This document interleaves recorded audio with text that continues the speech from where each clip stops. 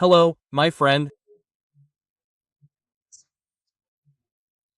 It's time for us to meet this Wednesday, February 12th, the birthday of a great Brazilian whom I greatly admire.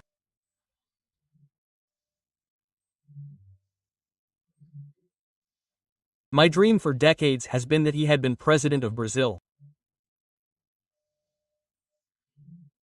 I hope we have a president like him, Ives Gondra. Martins is turning 90 today.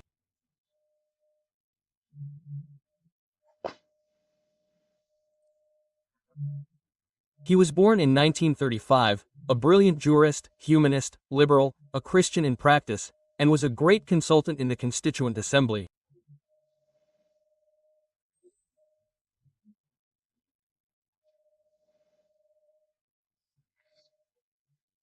His brain is in Article 53 of the Fundamental Constitution.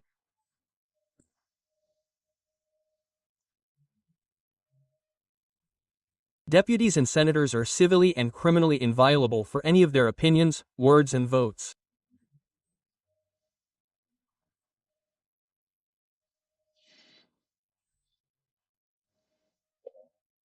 This, any, was discussed at length with him, showing that it is absolute anywhere, in the bathroom, in reference to anyone, it could be the Pope's mother, regardless of any of his opinions.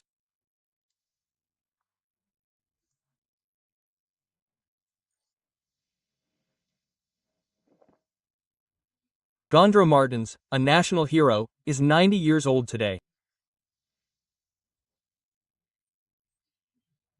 My admiration, my respect and the wish that we have a president who is like him. Let's move on. Don't forget to subscribe and leave a like or dislike at the end.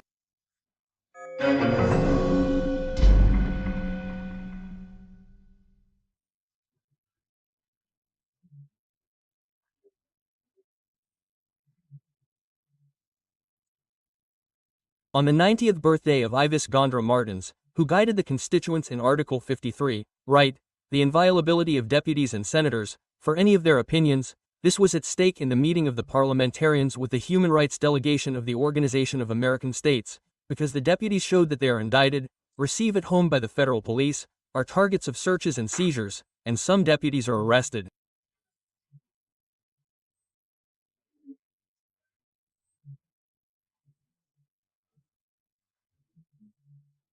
Huh, what do you mean?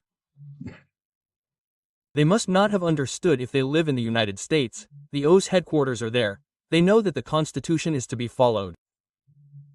And it is very clear in the Constitution. Deputies and senators are civilly and criminally inviolable for any of their opinions, words and votes. Any, no matter where, or when, or regarding whom, it is because they represent their voters and they must have this absolute immunity. That is what is written in the Constitution. If it were not absolute, it would not have been written like that. There would be a safe being there and there is not, right?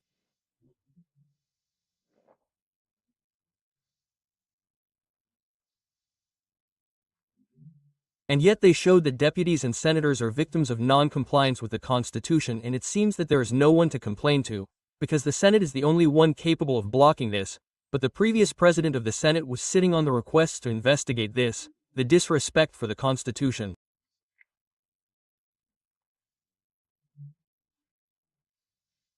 So, it is there within the legislative house that the problem begins, there in the Senate, in the presidency of the Senate. The current president started doing this in his first term. Maybe now he can think with more experience and with a broader vision of what is happening in Brazil and in the world.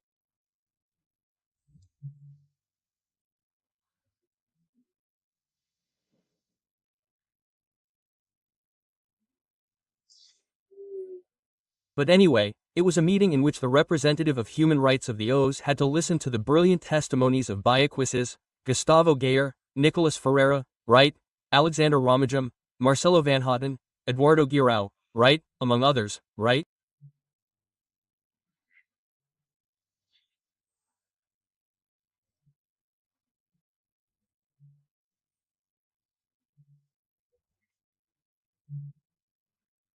And it wasn't just the testimonies demonstrating what has been happening in Brazil since 2019, since the beginning, since the first half of the Bolsonaro government, since March, when Minister Toffel censored the magazine, which had a report on Odebrecht and my father's friend's friend, right?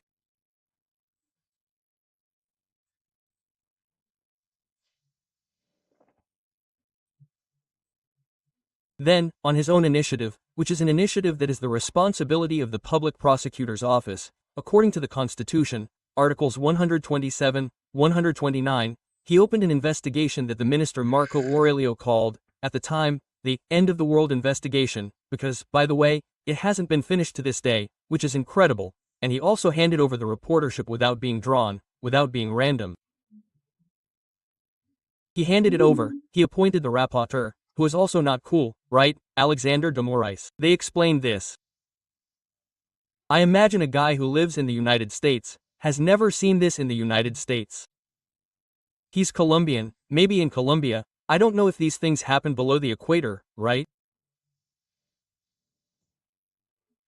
And anyway, Colombia is above the equator, if I'm not mistaken. No, it's not. Peru, Ecuador, Colombia, Bolivia.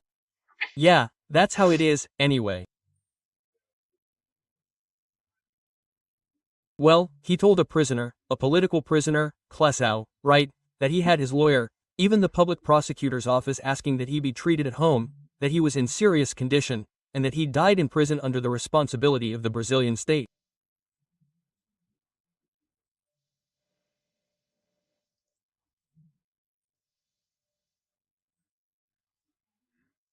Klesau's daughter was there and then speaking in Spanish with Pedro Bocta, be real, yeah, they also talked about it, they showed statements, that mission given, mission accomplished by Benedito.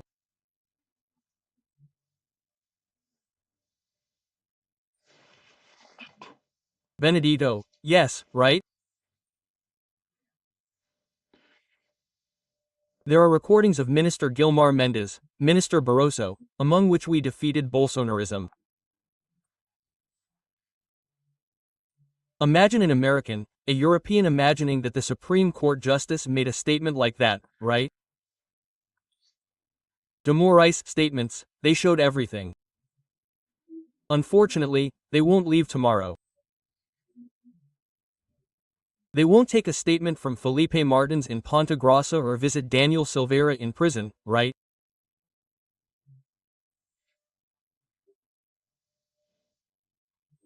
But the report of censorship, blockages, arrests, persecutions, wasn't very abundant, and the information they received during the hour and a half.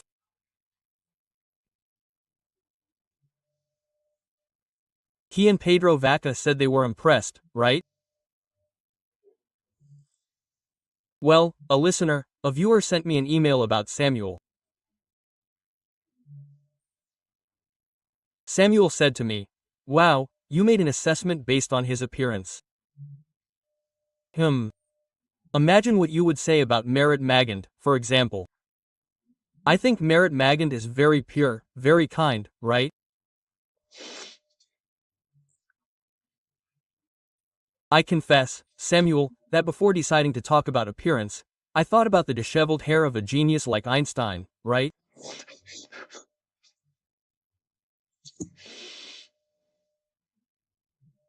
Well, anyway, let's see. I'm still skeptical, let's see the result.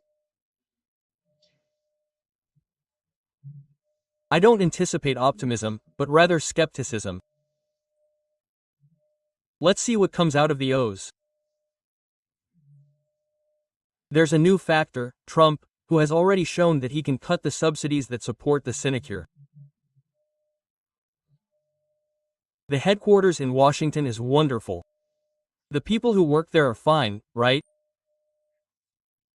Maybe there won't be any more dollars coming in, and then what?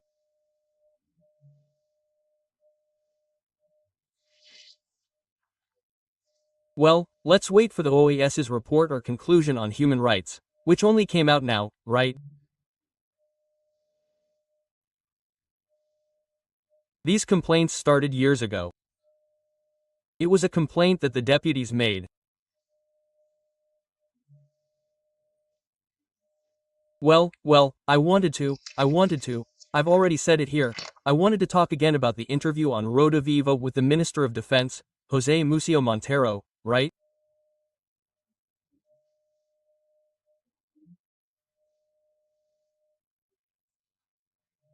In some parts that I wanted to highlight, I know him. I call him Zé Museo. I've considered myself his friend for decades and I know that he's a conciliator, a pacifist, a humanist, a very sensible politician, right?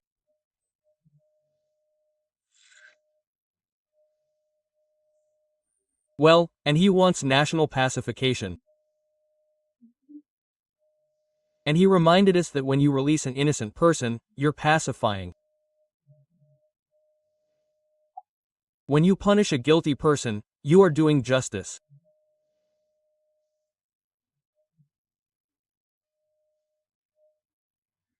Everyone knows that people went in there, they were the precursors, they miraculously opened the doors of the palace and broke works of art, chairs, that clock, glass, right?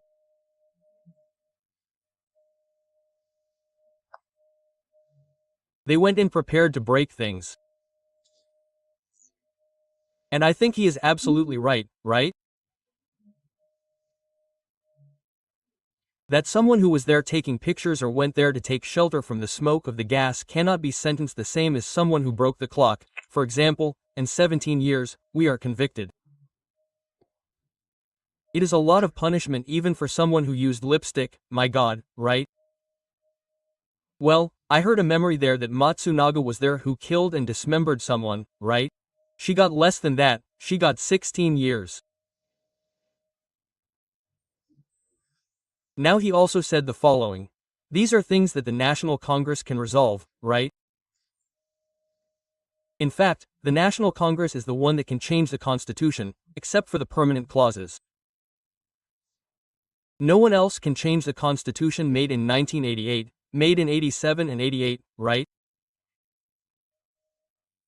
Now he said something interesting, right?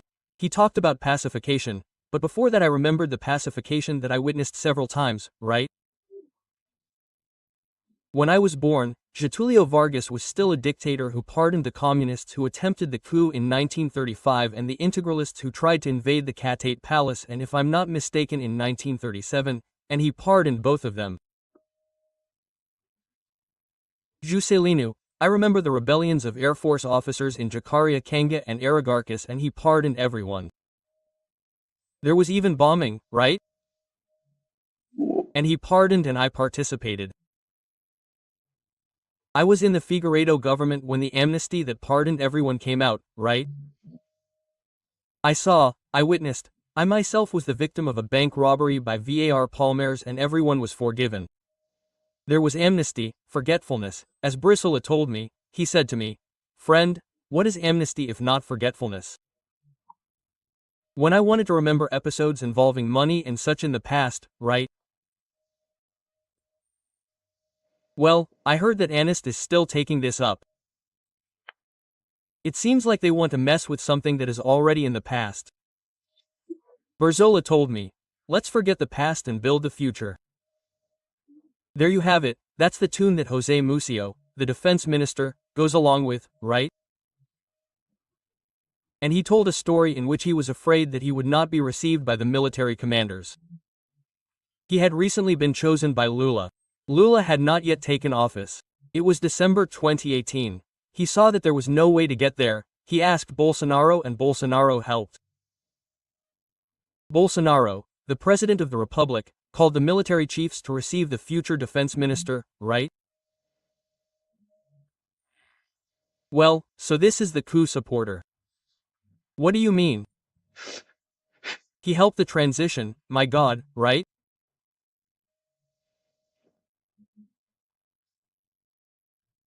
And finally, the recording of an interview in Oeste Sem Filtro yesterday with the Security Secretary of Sao Paulo, Guilherme Derrit, when he said that he is very optimistic about the new president of the chamber, Hugo Moura. So I said, wow, I'm also optimistic, so I have people on my side, right? He's optimistic about Hugo Moura's vision of security in the country and the laws that need to be changed, not just the penal code, but the criminal execution code, the criminal execution law, and this whole custody thing, right? The most absurd things. A guy was arrested with 400 kilograms of cocaine, but he was released because he was arrested because he didn't have an arrest warrant. It was only because the police took a look and saw that the guy was a suspect. They went there and he had 400 kilograms of cocaine. Imagine if in a little while he has to return the cocaine, right? Yeah, he's absolutely right. I'm saying this on a day when Rio de Janeiro is demonstrating the Supreme Court's mistake of granting free territories in Rio de Janeiro due to crime, right?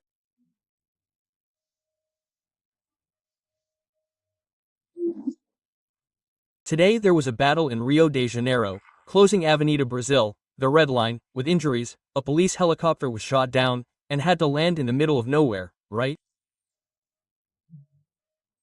2 helicopters were hit, a general shootout, right? When I saw the images I remembered my time covering the war in Lebanon in 1982, okay? Yes, Rio de Janeiro. From Brasilia, Alexandre Garcia.